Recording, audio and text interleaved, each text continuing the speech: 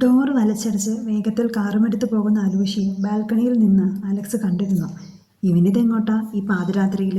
ഇനി കെട്ടുകളെയും കൊണ്ട് നൈറ്റ് റൈഡിന് വല്ലതും പോകുന്നതാണോ? പോടാ പോ, നിൻ്റെയൊക്കെ ടൈം. അല്ലാതെ എന്ത് പറയാൻ? ഞാനൊരുത്തൻ ഇവിടെ പെരനിറഞ്ഞു നിൽക്കുന്നത് നീ കാണുന്നില്ലേ കർത്താവേ? അലക്സ് പറഞ്ഞ് നെടുവേർപ്പെട്ടു. അപ്പോഴാണ് അലൂഷി ഒറ്റയ്ക്കാണെന്ന് അലക്സ് ഓർത്തത്. ഇവൻ ഒറ്റയ്ക്കാണല്ലോ, ഇവനിതെന്തു പറ്റി? അലക്സ് പുറത്തേക്കിറങ്ങി. സ്റ്റെയർ ഇറങ്ങാൻ തുടങ്ങിയപ്പോഴേക്കും അലോഷിയുടെ റൂമിൽ നിന്ന് ഹിമയുടെ കരച്ചിൽ കേട്ടിരുന്നു. അലക്സ് അങ്ങോട്ടേക്ക് നടന്നു. റൂം തുറക്കാൻ തുടങ്ങിയതാണ്. പിന്നെ വേണ്ടാന്ന് വെച്ചു. എന്താന്ന് അറിയാതെ ഇപ്പോൾ ഹിമയോട് സംസാരിക്കുന്നത് ശരിയല്ലെന്ന് അവന് തോന്നി. വേഗം മുറ്റത്തേക്ക് ഇറങ്ങി വണ്ടിയെടുത്ത് അലോഷിക്ക് പിന്നാലെ വെച്ചു പിടിച്ചു. സാധാരണ കെട്ടുകഴിഞ്ഞാൽ അന്ന് രാത്രി പെണ്ണിൻ്റെ വീട്ടിലാണ് ചെക്കൻ നിൽക്കാറ്. പക്ഷേ ഇവിടെ നേരെ തിരിച്ചാണുണ്ടായത്. അതിൽ അലക്സിന് എന്തോ പന്തികേട് തോന്നിയതാണ്. അവർ ഹിന്ദു അല്ലേ, അവർക്ക് അങ്ങനെ ഒരു പതിവില്ല എന്ന് അപ്പം പറഞ്ഞപ്പോൾ പിന്നെ അലക്സ് ഒന്നും പറയാൻ പോയില്ല. അലോഷ് നേരെ ചെന്ന് നിന്നത് അവൻ്റെ സ്ഥിരം സ്ഥലമായ ആ പഴയ കുന്നിൻചെരുവിലാണ്. മനസ്സ് വല്ലാതെ നോവുമ്പോൾ ഇവിടെ വന്നിരിക്കുന്നത് അലോഷിയുടെ പതിവാണ്. അതറിയാവുന്നത് കൊണ്ട് തന്നെ അലക്സിന് അവനെ കണ്ടുപിടിക്കാൻ ബുദ്ധിമുട്ടേണ്ടി വന്നില്ല. കുന്നിൻ ചെരുവിൽ ഒഴിഞ്ഞ സ്ഥലത്തായി കാർ നിർത്തിയിട്ട് ബോണറ്റിൽ കയറിയിരിക്കുകയാണ് അലോഷി. ദൂരമാനത്തെ നക്ഷത്രങ്ങളെ നോക്കി വായിലേക്ക് കയ്യിലെ വോഡ്ക കമിഴ്ത്തുന്ന തിരക്കിലാണവൻ. അലക്സ് വന്നതൊന്നും അറിഞ്ഞിട്ടില്ല.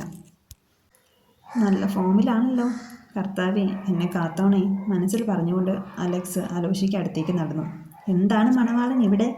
ഫസ്റ്റ് നൈറ്റ് ഇവിടെയാണോ മണവാള? അലക്സ് ചോദിച്ചു. അലോഷി മുഖമുയർത്തി അലക്സിനെ ഒന്ന് നോക്കി. കലങ്ങിയ കണ്ണുകളിൽ ദേഷ്യത്തെക്കാൾ വേദനയാണ് അലക്സിന് കാണാൻ കഴിഞ്ഞത്. ആരെയും വകവയ്ക്കാതെ എല്ലാവരോടും എപ്പോഴും കയർത്തും തർക്കിച്ച് നടക്കുന്ന അലോഷിയുടെ മുഖത്തെ ഇപ്പോഴത്തെ ഭാവം കണ്ട് അലക്സ് ആകെ വല്ലാതായി. എന്താടാ, എന്തു പറ്റി? അലക്സ് അലോഷിയുടെ അടുത്തേക്ക് ഇരുന്നു കൊണ്ട് ചോദിച്ചു. പറ്റിച്ചടാ, എല്ലാവരും ചേർന്ന് എന്നെ പറ്റിച്ചു. ആദ്യം സോഫി, പിന്നെ വീട്ടുകാർ, ഇപ്പോൾ നാട്ടുകാരും എല്ലാം കൂടി അലോഷിയെ ഒരു പൊട്ടനാക്കുകയായിരുന്നു, അവൻ പറഞ്ഞു. എടാ പുല്ലേ, എന്താന്ന് വെച്ചാൽ വളച്ച് കെട്ടാതെ പറഞ്ഞോ, അല്ലേ ഞാനെടുത്ത് എറിയും. പറഞ്ഞേക്കാം, അലക്സ് പറഞ്ഞു. എടാ, എന്നെപ്പറ്റി അവൾക്കൊന്നും അറിയില്ല. ഞാൻ ഒരേ ഒരു ഡിമാൻഡേ വച്ചുള്ളൂ, അവൾ പൂർണ്ണ സമ്മതത്തോടെ മാത്രമേ എൻ്റെ പെണ്ണാകാവൂ എന്ന്. എന്നിട്ട് അതിപ്പോൾ എൻ്റെ കാല് പിടിച്ച് പറയുക അവളെ തിരിച്ചു പോകാൻ അനുവദിക്കണം, അവൾക്ക് എൻ്റെ കൂടെ ജീവിക്കണ്ടെന്ന് അലോഷി പറഞ്ഞു. എന്നിട്ട് നീ എന്ത് പറഞ്ഞു? അലക്സിന് ആകെ വെപ്രാളമായി. ഞാനെന്ത് പറയാനാ, ഒന്നും പറഞ്ഞില്ല. പൊക്കോട്ടെ, ഏതോ എഴുതി അവനെ വിളിക്കണം, വിളിച്ചിട്ട് കിട്ടുന്നില്ല എന്നൊക്കെയാണ് പറയുന്നത്. എനിക്കതിൻ്റെ കരച്ചിൽ കാണാൻ വയ്യടാ. അവൾ പൊക്കോട്ടെ, എല്ലാവരും പൊക്കോട്ടെ, നീയും പൊക്കോ, എനിക്കാരും വേണ്ട. അലോഷി കയ്യിലിരുന്ന ബോട്ടിൽ അടുത്തുള്ള പാറയിലേക്ക് എറിഞ്ഞു പൊട്ടിച്ചു. എഡിയോ? അതാരാ? അലക്സ് ചോദിച്ചു. ആദ്യ രാത്രിയിൽ നിന്നെ കെട്ടിയവനോട് ധൈര്യത്തോടെ ഒരുത്തൻ്റെ പേര് അവൾ പറയണമെങ്കിൽ ഊഹിച്ചൂടെ അതാരാണെന്ന്? കാമുകൻ അല്ലാതാരാ? അലോഷി പറഞ്ഞു. അലക്സ് എന്ത് പറയണമെന്നറിയാതെ അലോഷിയുടെ തോളിൽ കൈവച്ചു. തല താഴ്ത്തിയിരുന്ന് അവൻ്റെ മുഖം ഉയർത്തി അലക്സിനെ ഒന്ന് നോക്കി. എനിക്ക് മാത്രം എന്താടാ ഇങ്ങനെ? ഞാൻ സന്തോഷത്തോടെ ഇരിക്കുന്നത് കർത്താവിന് ഇഷ്ടമല്ല തോന്നുന്നു. സ്വപ്നങ്ങളും ആഗ്രഹങ്ങളും എല്ലാം എന്നോ കുഴിച്ചു മൂടിയതാണ്. ജീവിതം എങ്ങനെയെങ്കിലും ജീവിച്ചു തീർക്കണം എന്നേ ഉണ്ടായിരുന്നുള്ളൂ. പക്ഷേ എപ്പോഴോ ഞാൻ അവളെ വീണ്ടും ആഗ്രഹിച്ചു പോയി. പക്ഷെ വേണ്ടായിരുന്നു, അലോഷി പറഞ്ഞപ്പോൾ അലക്സ് അവനെ കെട്ടിപ്പിടിച്ചു. കുറേ കഴിഞ്ഞാണ് അലോഷി ഒന്ന് ഓക്കെ ആയത്. ഇനി എന്താ നിൻ്റെ തീരുമാനം? നിൻ്റെ മനസ്സിൽ എന്തെങ്കിലും ഉണ്ടോ? അലക്സ് ചോദിച്ചു. എന്ത് തീരുമാനം? എഡ്ഡി അവനെ കണ്ടുപിടിക്കണം, പിന്നെ അവനെ ഏൽപ്പിക്കണം.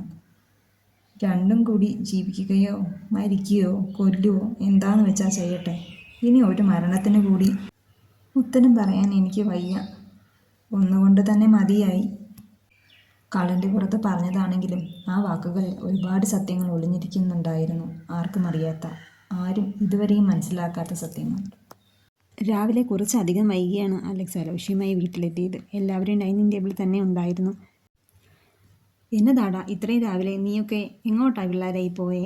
ഫിലിപ്പ് രണ്ടുപേരോടുമായി ചോദിച്ചു. അത് പിന്നെ അപ്പച്ച, എനിക്ക് കുറച്ച് ജോലി ഉണ്ടായിരുന്നു തോട്ടത്തിൽ, അപ്പോൾ ഇവനെ കൂടി കൂട്ടിയതാ, അലക്സ് പറഞ്ഞു. അവൻ്റെ കെട്ട് ഇന്നലെ കഴിഞ്ഞുള്ളൂ അലക്സേ, നിനക്ക് ഇത്രയ്ക്ക് ബോധമില്ലാതെ പോയല്ലോ എൻ്റെ ചെക്ക. സൂസമ്മ അലക്സിൻ്റെ കയ്യിൽ ഒന്ന് പിച്ചിക്കൊണ്ട് പറഞ്ഞു. അത് പിന്നെ മമ്മി, ഞാനത് ഓർത്തില്ല, സോറി, അലക്സ് സൂസമ്മയോട് പറഞ്ഞ് അലോഷിയെ നോക്കി പല്ലിറങ്ങി. വിട്ട് കള സൂസമ്മേ, നിങ്ങൾ പോയി ഫ്രഷായി വാടാ പിള്ളേരെ, കഴിക്കാം. അന്നമ്മശ അവരെ കഴിക്കാൻ വിളിച്ചു. ഞാൻ ഹിമയെ വിളിച്ചിട്ട് വരാം. കൂട്ടത്തിൽ അവളെ കാണാൻ അലോഷി പറഞ്ഞു. മാത്രമല്ല, തന്നോട് പറഞ്ഞത് അവൾ ഇവിടെ ആരോടെങ്കിലും പറഞ്ഞിട്ടുണ്ടോ എന്നറിയണ്ടേ. അതിന് മോൾ അവിടെ ഇല്ല. ഫിലിപ്പ് പറഞ്ഞപ്പോൾ അലോഷി തറഞ്ഞു നിന്നു പോയി. പെട്ടെന്ന് അവൻ്റെ കണ്ണുകൾ നിറഞ്ഞു. നീ എന്തിനാടാ ചെക്ക ഇങ്ങനെ എക്സ്പ്രഷൻ ഇടുന്നത്? നിന്റെ കെട്ടിയോൾ റൂമിലില്ലെന്നേ ഇച്ചായം പറഞ്ഞോളൂ. മോളിവിടെ കിച്ചണിലുണ്ട്. രാവിലെ ബ്രേക്ക്ഫാസ്റ്റ് ഉണ്ടാക്കിയത് അവളാ, സൂസമ്മ അലോഷിയോട് പറഞ്ഞു. സത്യത്തിൽ അപ്പോഴാണ് അവന് ശ്വാസം നേരെ വീണത്. വേഗം റൂമിലേക്ക് പോയി ഫ്രഷായി കഴിക്കാനിരുന്നു. ആഹാ, മോളെന്താ അവിടെ തന്നെ നിന്ന് കളഞ്ഞത്? ഇങ്ങ് വാ, ഇരുന്ന് കഴിക്ക്, ഫിലിപ്പ് പറഞ്ഞു. വേണ്ട, ഞാൻ പിന്നെ എൻ്റെ കുഞ്ഞെ, ഇവിടെ അങ്ങനെയൊന്നുമില്ല. എല്ലാവരും ഒന്നിച്ചാ കഴിക്കാറ്. എൻ്റെ അനമ്മേ, നീ ആ സൂസി കൊച്ചിനെ വിളിച്ച് ഇങ്ങോട്ടിരുന്നേ, ഫിലിപ്പ് അനമ്മയോടായി പറഞ്ഞു. എന്നിട്ട് ഹിമയ അലോഷിക്ക് അരികിലായി ഇരുത്തി. എടാ അലോഷി, ദാ മോൾക്ക് ആരെയോ വിളിക്കണമെന്ന് പറയുന്നുണ്ടായിരുന്നു, പേരും മറന്നു. ആരാ മോളെ? ഫിലിപ്പ് ചോദിച്ചു. അത് അപ്പച്ച എഡ്ഡി, ഹിമ പറഞ്ഞു. ആ, അത് തന്നെ. നീ ആ കൊച്ചിനെ ഫോണിൽ കിട്ടുമെന്ന് നോക്ക്, മോൾക്ക് എന്തോ സംസാരിക്കാനാ, ഫിലിപ്പ് പറഞ്ഞു. അലോഷി പിടിച്ചു കെട്ടിയതുപോലെ ഇരിക്കുകയാണ്. ഈശോയെ, പാലക്കൽ ഫിലിപ്പ് ഇത്രയ്ക്ക് മോഡേണാണോ? അല്ല, മരുമകളുടെ കാമുകനെ വിളിക്കാൻ മോനോട് തന്നെ പറയുന്നു, അലക്സ് അലോഷിക്ക് മാത്രം കേൾക്കാനായി പറഞ്ഞു. നീ എന്താടാ കൊച്ചിനെ കുരിശ് കണ്ട സാത്താനെ പോലെ ഇരിക്കുന്നത്? ഫിലിപ്പ് അലോഷിയോടായി ചോദിച്ചു. അതാരാ ഹിമ ഈ എഡ്ഡി? അലക്സ് ഒന്നും അറിയാത്തതുപോലെ ചോദിച്ചു. അത് ഡാഡിയുടെ ഫ്രണ്ടിൻ്റെ മോനാ. എൻ്റെയും ഫ്രണ്ടാണ്. ഇപ്പോൾ ഹോസ്പിറ്റലിൽ അവനാ ഡാഡിയുടെയും മമ്മിയുടെയും കൂടെ. പറഞ്ഞപ്പോൾ തന്നെ ഹിമയുടെ കണ്ണു നിറഞ്ഞു. അത് കണ്ടപ്പോഴേ അലക്സിന് പാവം തോന്നി. അയ്യേ, മോള് കരയല്ലേ, നമുക്ക് എല്ലാത്തിനും വഴിയുണ്ടാക്കാം, അലക്സ് പറഞ്ഞു. പൊട്ടൻ, ഓരോന്ന് സങ്കല്പിച്ച് കൂട്ടിയിട്ട് എൻ്റെ ഉറക്കം കൂടി കളഞ്ഞു, അലക്സ് അലോഷിയോടായി പറഞ്ഞു.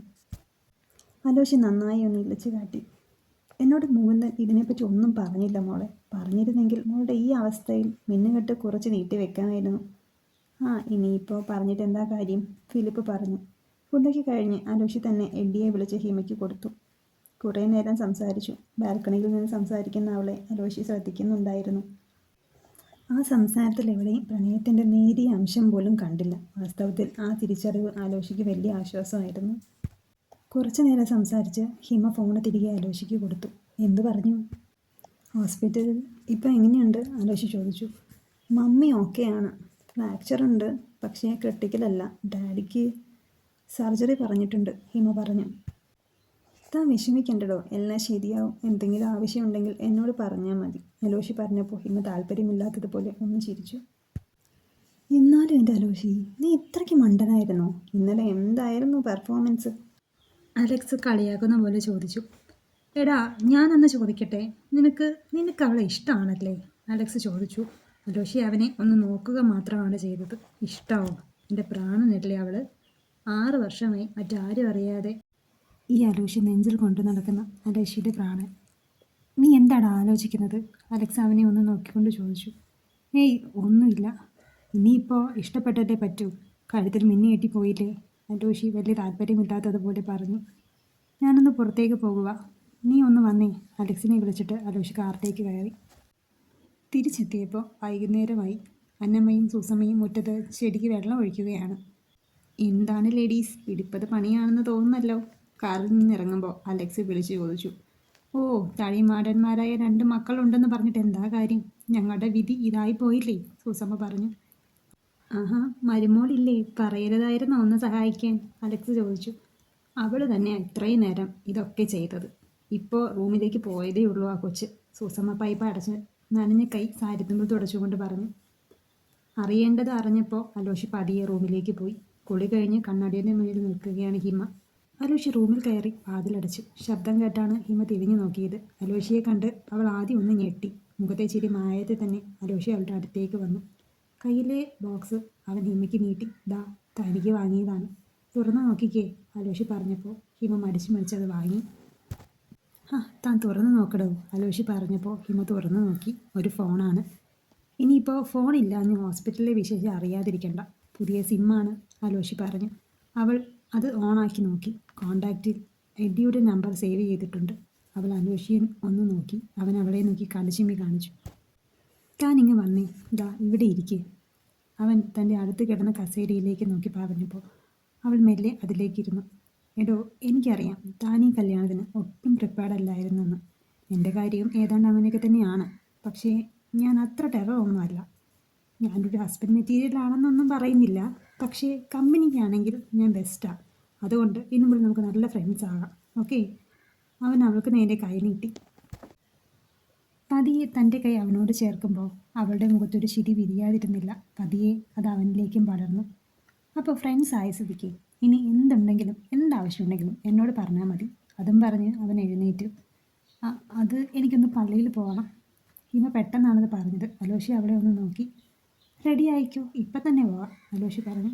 വേണ്ട, നാളെ മതി, രാവിലെ. ഓക്കെ, എന്നാൽ രാവിലെ പോകാം. ചിരിച്ചു കൊണ്ടവൻ പുറത്തേക്ക് പോയി. രാത്രി ഒരു 8 മണിയായി കാണും. പാലക്കൽ തറവാടിന് മുന്നിൽ ഒരു ടാക്സി വന്നു നിന്നു. അതിൽ നിന്ന് ഒരു പെൺകുട്ടി ഇറങ്ങി. 20-22 വയസ്സ് പ്രായം കാണും. ജീൻസും ഷർട്ടുമാണ് വേഷം. മുടി വാരി കെട്ടി വെച്ചിരിക്കുന്നു. അത്യാവശ്യം വലിയൊരു ബാക്ക് പാക്ക് എടുത്ത് തോളിലേക്കിട്ടു. അവൾ പാലക്കലിൻ്റെ ഗേറ്റ് കടന്ന് അകത്തേക്ക് വന്നു. അലോഷി, വഞ്ചക, ഇറങ്ങി വാടോ. ഒരുത്തിയെ കിട്ടിയപ്പോൾ താൻ എന്നെ മറന്നു അല്ലേടോ? ശബ്ദം കേട്ട് പാലക്കൽ തറവാട്ടിൽ എല്ലാവരും ഒരു നിമിഷം തറഞ്ഞു നിന്നു. അലോഷി വേഗം സ്റ്റെയർ ഇറങ്ങി താഴേക്ക് ചെന്നു. അലക്സ്, അവൾ വന്നടാ പറഞ്ഞിട്ട് അലോഷി സിറ്റ് ഔട്ടിലേക്ക് ഇറങ്ങി. സുസമ്മയും അന്നമ്മയും അലോഷിക്ക് പിന്നാലെ ചെന്നപ്പോൾ അലക്സ് ഓടി തൻ്റെ റൂമിൽ കയറി വാതിലടച്ചു. എല്ലാം കണ്ട് തറഞ്ഞു നിൽക്കുന്ന ഹിമയെ ഫിലിപ്പ് ദയനീയമായി ഒന്ന് നോക്കി.